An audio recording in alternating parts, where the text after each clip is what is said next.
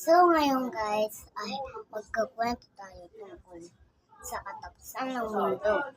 Dahil po malapit na po ang ating katapusan ng mundo, kung kailan wawasakin ng Diyos ang mundong ito at mawawala na tayo lahat din sa mundo ng buhay.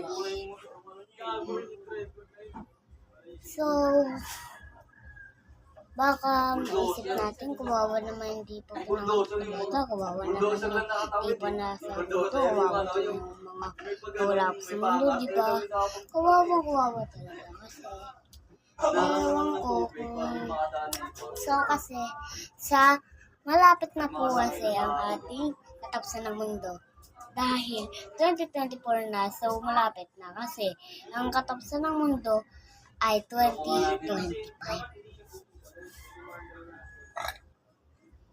So, malapit na nga sobra. Kasi, dun na napag-isipan ang Diyos. Kasi alam na ng ibang tao kung kailang na isip ng Diyos na wasakin ang mundo nating mga tao.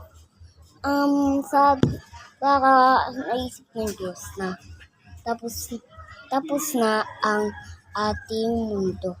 Tapos na ang ating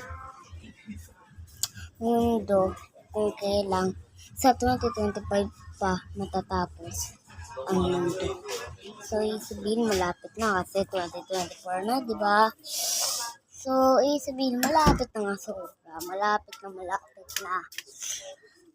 Di ba? Malapit na. So, bye-bye na guys. Bye!